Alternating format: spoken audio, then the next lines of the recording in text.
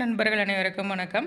இந்த வீடியோவில் நம்ம என்ன பார்க்க போகிறோம் அப்படின்னா தென்னை மரத்துக்கு எப்படி சொட்டு நீர் பாசனம் அமைக்கிறது அப்படிங்கிறது தான் பார்க்க போகிறோம். அதாவது பார்த்தீங்க அப்படின்னா, நம்ம தென்னை மரத்துக்கு சொட்டு நீர் பாசனம் அமைக்கும் போது பார்த்தீங்கன்னா, இந்த மாதிரி ட்ரென்ச் நம்ம எடுத்துக்கிறோம். அதாவது நிறைய பேர் ப்ளைன் நோஸ் போட்டு டீ டேப் யூஸ் பண்ணுவாங்க. இங்கே பார்த்தீங்க அப்படின்னா, நம்ம 1.25 இன்ச்சு பைப் இருக்குது பார்த்தீங்களா, அந்த பைப்பை தான் போட்டு அந்தந்த மரம் இருக்க இடத்துல நம்ம ஒரு டேக்கப் தூக்கி அங்கே டேப் வச்சு விட்ருவோம்.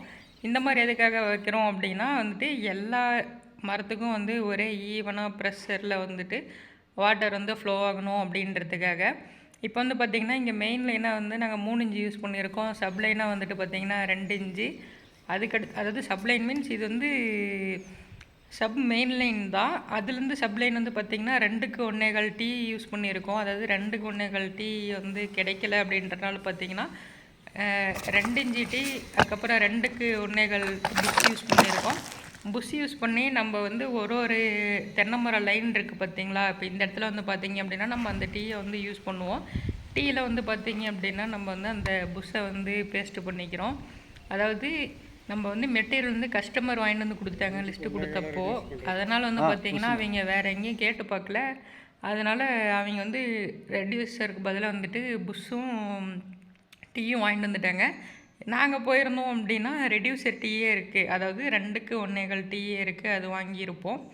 அடுத்து பார்த்திங்கன்னா நம்ம கீழே எந்த அளவுக்கு ஆழமாக ட்ரென்ச் எடுக்கிறோமோ அதே அளவு பார்த்திங்க அப்படின்னா இந்த சப்லைன் போகுது பார்த்திங்களா 1.25 பைப்பு, அதுவும் அதே லெவலில் இருக்கணும். அப்போ தான் பார்த்திங்கன்னா நம்ம அந்த டீ ஃபிக்ஸ் பண்ணும்போது கரெக்டாக இருக்கும். இப்போ பார்த்திங்க அப்படின்னா நம்ம டீயை ஃபிக்ஸ் பண்ணியாச்சு. ஃபிக்ஸ் பண்ணதுக்கப்புறம் பார்த்திங்க அப்படின்னா 2 இன்ச்சோட ஜாயின் பண்ண போகிறோம். அந்த 2 இன்ச்சோட எப்படி ஜாயின் பண்ணுறோம் அப்படின்னா, நம்ம ஒரு லைனாக இந்த மாதிரி டீயை யூஸ் பண்ணி நம்ம போட்டே போக போகிறோம். அது மட்டும் இல்லாமல் அந்த டெட் எண்ட் இருக்குது பார்த்திங்களா, அங்கே நம்ம ப்ளைன் டம்மி போட்டு க்ளோஸ் பண்ணிடுவோம்.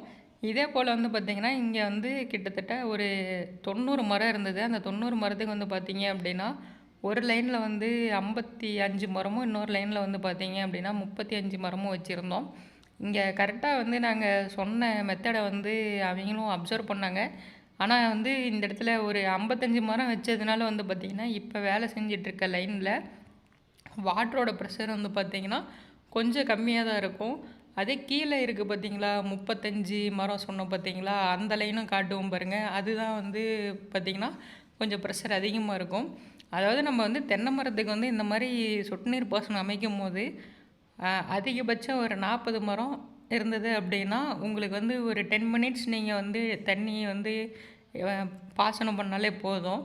ஒரு நாளைக்கு சீக்கிரமாகவே பார்த்திங்கன்னா அந்த நம்ம தென்னை மரத்தை சுற்றி எடுத்திருக்க அந்த வாய்க்கால் ஃபுல்லாக நிறைஞ்சிரும். நம்ம மரம் இன்க்ரீஸ் ஆக என்னாகும் அப்படின்னா வாட்டரோட ப்ரெஷர் கம்மியாக தான் ஃப்ளோ ஆகும். அப்போ பார்த்திங்கன்னா நம்ம தண்ணி எடுத்துடுற டைமிங் சேர்ந்து ஆகும். அதனால தான் நம்ம தென்னை மரத்துக்கு சொட்டு நீர் பாசனம் அமைக்கும் போது ஃபஸ்ட்டே நம்ம கவனித்து பிளான் பண்ணக்கூடிய விஷயம் என்ன அப்படின்னா, அந்த மரத்தோட எண்ணிக்கையை பொறுத்து நம்ம கேட்வால் அமைக்கணும். அதே போல் இந்த தோட்டத்தில் ஃப்யூச்சரில் பார்த்திங்க அப்படின்னா ஆட்டோமேட்டிக் வால்வு இருக்குது பார்த்திங்களா, அது செட் பண்ணுற பிளான் இருக்குதுன்னு சொல்லியிருந்தாங்க. இப்போ நம்ம அந்த ஃப்யூச்சர் பிளானுக்கு தகுந்த மாதிரி தான் இப்போ நம்ம அந்த வால்வே டிசைன் பண்ணி வைக்க போகிறோம். இந்த இடத்துல பார்த்திங்கன்னா தெரியும், அந்த டீயில் 2 சைடுமே எக்ஸ்ட்ரா மெயின் நீட்டி விட்ருக்கு. அதே போல் அந்த கேட் வாலோட அவுட்லெட்டில் இறங்குற இடத்துல பார்த்திங்க அப்படின்னா ஒரு டீயை கனெக்ட் பண்ணியிருப்போம். அது மட்டும் இல்லாமல் இங்கே எதனால் 4 கேட் வால் அப்படின்னா, இங்கே இந்த தென்னை மரத்துக்கு சொட்டு நீர் பாசனம் போட்டு அதுக்கு மேலேயே பார்த்திங்க அப்படின்னா இவங்க மற்ற பயிர் வெள்ளாமல் பண்ணுறதுக்காக 3 அடிக்கு ஒரு டேக்கப் வர மாதிரி பார்த்திங்கன்னா சொட்டு நீர் பாசனம் அமைக்கிறாங்க. அதாவது இன்லைன் நோஸ் போடுறதுக்காக. அதனால் பார்த்திங்கன்னா அடிஷ்னல் வால்வு. அதே போல் கீழே இருக்க அந்த வயல்லையும் பார்த்திங்க அப்படின்னா அதுக்கும் 2 வால்வு. ஒன்று பார்த்திங்க அப்படின்னா தென்னை மரத்துக்கு போகக்கூடிய லைனும், இன்னொன்று பார்த்திங்க அப்படின்னா சொட்டு நீர் பாசனத்துக்கு போகக்கூடிய லைனும் இந்த இடத்துலையே வால்வெல்லாம் செட் பண்ணுறோம். அதே போல் அப்பா அங்கே வால்வு செட் பண்ணிகிட்ருக்காரு. இப்போ நான் பார்த்திங்க அப்படின்னா இங்கே டேக்கப் கட் பண்ணி ஜாயின் பண்ணிருக்கேன். அதாவது இங்கே நாங்கள் என்ன ப்ரொசீஜரில் இந்த டேக்கப் போட போகிறோம் அப்படின்னா, நிறைய பேர் சும்மா டேப் மட்டும் போட்டு விட்டுருவாங்க. அது தண்ணி அப்படியே ஸ்ப்ரெட் ஆகும். நான் ஆல்ரெடி ஒரு 2 மந்த்ஸ் முன்னாடி ஒரு ஷார்ட்ஸில் போட்டிருந்தேன் பார்த்திங்களா, தென்னை மரத்துக்கு நாங்கள் போட்டது அந்த டைப்பில் தான் இங்கேயும் போட போகிறோம். அதாவது பிளைன் ஓஸு அதில் ஒன் சைடு வந்து ஸ்டார்ட்டு அது பைப்புக்குள்ளே வந்து கனெக்ட் பண்ணிடுவோம். அனதர் சைடு வந்து பார்த்திங்கன்னா டேப் போடுறோம் பார்த்திங்கன்னா, அந்த டேப் போடுற சைடில் வந்து பார்த்திங்க அப்படின்னா நம்ம வந்து ஒரு பிட்டு ஓஸ் அதாவது துண்டு ஓஸ் ஒன்று கனெக்ட் பண்ணி அது கூட வந்து ஒரு எல்போ கனெக்ட் பண்ணிடுவோம். எல்போ கனெக்ட் பண்ணி அந்த எல்போ வந்து கிரவுண்ட் சைடு பார்த்துட்டு இருக்க மாதிரி வச்சுருவோம். எதனால் அப்படின்னா நம்ம வந்து எந்த அளவுக்கு ப்ரெஷர் கொடுத்தாலும் அந்த வாட்டர் வந்து பார்த்திங்கன்னா அப்படியே ஃபுல்லாக கிரவுண்ட்லேயே தான் ஸ்ப்ரெட் ஆகும். மரத்து மேலேயோ இல்லை வந்து நம்ம போட்டிருக்க வாய்க்கால் விட்டு வெளியிலையோ எங்கேயுமே வந்து ஸ்ப்ரெட் ஆகக்கூடாது. அதுக்கு தகுந்த மாதிரி தான் வந்து பார்த்திங்க அப்படின்னா நான் வந்து இது பண்ணிட்டுருக்கேன். இங்கே வந்து பார்த்திங்க அப்படின்னா அந்த ட்ரென்ச்சு வந்து கொஞ்சம் முன்ன பின்ன எடுத்துட்டாங்க. அதனால் வந்து பார்த்திங்கன்னா நான் இந்த இடத்துல வந்து அந்த எல் போட்ட அந்த பைப் வந்து இங்கே கனெக்ட் பண்ணல. அடுத்து வந்து பார்த்திங்க அப்படின்னா அப்பா 16 அந்த ட்ரில் மிஷினில் வந்துட்டு ஹோல்ஸ் போட்டு போகிறாரு. இப்போ ஒரு இது வந்து அப்பா கனெக்ட் பண்ணுவார், மீதியெல்லாம் வந்து நான் கனெக்ட் பண்ணிட்டுருப்பேன். அதாவது இப்போ நான் அந்த சொன்னேன் பார்த்தீங்களா, அந்த ஒரு எல்போ வந்து கனெக்ட் பண்ணுவேன்னு சொல்லிட்டு, இப்போ ஒரு ஒரு இடத்துல ஒரு ஒரு மாதிரி ட்ரென்ச் எடுத்துட்டாங்க. அதனால் வந்து பார்த்திங்கன்னா நான் அங்கே கனெக்ட் பண்ணல. அந்தந்த குழி இருக்குது பார்த்திங்களா, தென்னை மரத்துக்கான குழி, அந்தந்த குழிக்கு தகுந்த மாதிரி வந்து நான் லென்த்து வச்சு போட்டிருக்கேன். அதாவது ஒன்று லென்த்தாகவும் இருக்குது, ஒன்று லென்த்து கம்மியாகவும் இருக்குது. அதனால் நீங்கள் வந்து ஒன்ஸு ட்ரென்ச் எடுக்கிறீங்க அப்படின்னா ஃபஸ்ட்டு தென்னை மரத்துக்கு வந்து லைன் எடுத்துகிட்டு அதுக்கப்புறம் அந்த லைனை ஒட்டியே வந்து ஒரு அடி விட்டு இந்த சப்லைன் போடுறதுக்கு ட்ரென்ச் எடுத்திங்கன்னா எந்த பிரச்சனையும் இருக்காது. இப்போ இந்த இடத்துல வந்து நான் ஒரு 1.5 அடி யூஸ் பண்ணுறேன். இதே போல் மற்ற இடத்துல பார்த்திங்கன்னா 1/2 அடி 1 அடி இந்த மாதிரி நிறையா ஹோஸ் வந்து ஜாயின் பண்ணேன். இது எல்லாமே வந்து நம்ம வேஸ்ட்டாக ஜாயின் பண்ணுற மாதிரி தான். ஒரே ஈவனாக இருந்தது அப்படின்னா வந்துட்டு நம்ம கம்மியாக ஜாயின் பண்ணால் போதும். அடுத்து டெட் எண்டில் வந்து இந்த மாதிரி பிளைன் டம்மி போட்டு நம்ம வந்து க்ளோஸ் பண்ணிடுவோம்.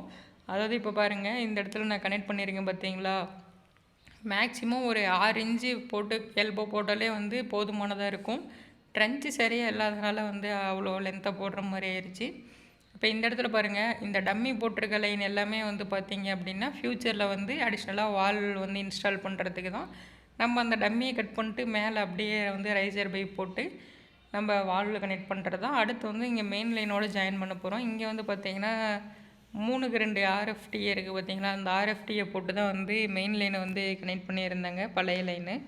இப்போ நம்ம அடிஷ்னலாக என்ன பண்ண போகிறோன்னா, இதில் கட் பண்ணி எடுத்துகிட்டு இந்த இடத்துல நம்ம வந்து 3 இன்ச்சு டீ ஒன்று யூஸ் பண்ணி நமக்கு தேவையான அந்த மெயினுக்கு எடுத்துக்க போகிறோம்.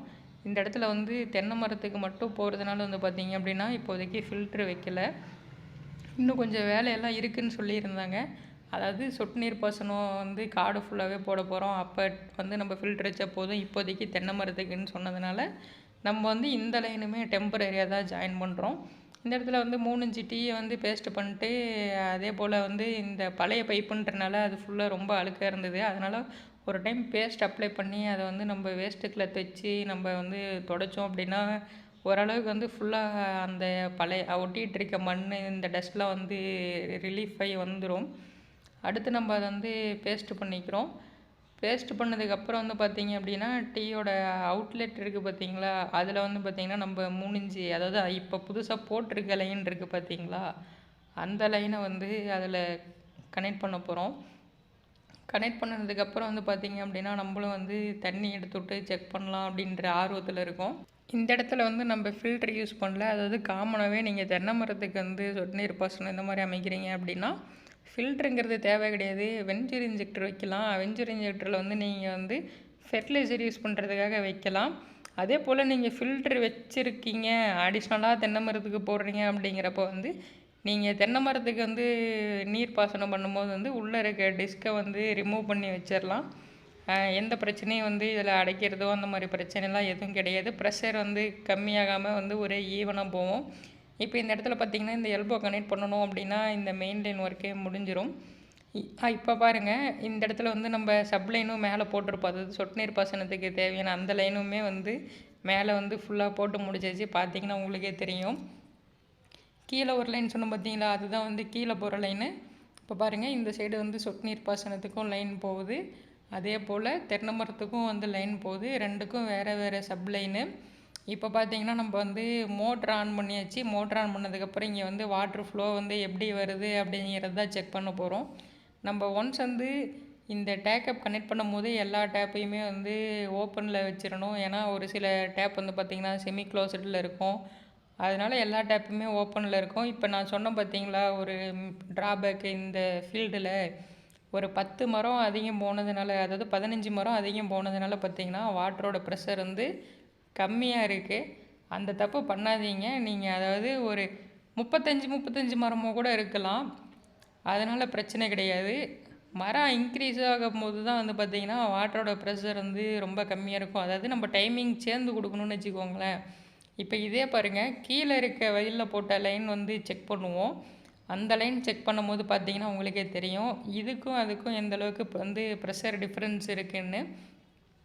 ஸ்டார்டிங்கில் எந்த அளவுக்கு ப்ரெஷர் வருதோ அதே ப்ரெஷர் பார்த்திங்கன்னா டெட் எண்டுக்குமே வந்து பார்த்திங்கன்னா வரும். அதனால தான் வந்து பார்த்திங்கன்னா நம்ம இந்த மாதிரி ஒரு மெத்தட் வந்து யூஸ் பண்ணுறோம். இதே நம்ம வந்து 16 mm யூஸ் பண்ணி டேப் போட்டோம் அப்படின்னா இந்தளவுக்கு வந்து அவுட்புட் ரிசல்ட் வராது. இப்போ பார்த்தீங்களா, நான் 35 மரம் மட்டும் இருக்குதுன்னு சொன்னேன் பார்த்தீங்களா, அந்த 35 மரம் மட்டும் இருக்குது இந்த லைனில். வாட்டரோட ப்ரெஷர் வந்து பாருங்கள், எல்லா குழிலையுமே ஒரே ஈவனாக எந்த அளவுக்கு ப்ரெஷர் அதிகமாக இருக்குன்றது பாருங்கள், உங்களுக்கே தெரியும். அதனால் வந்து நீங்களும் வந்து தென்னை மரத்துக்கு இந்த மெத்தடை ஃபாலோ பண்ணி சொட்டு நீர் பாசனம் போடுங்க.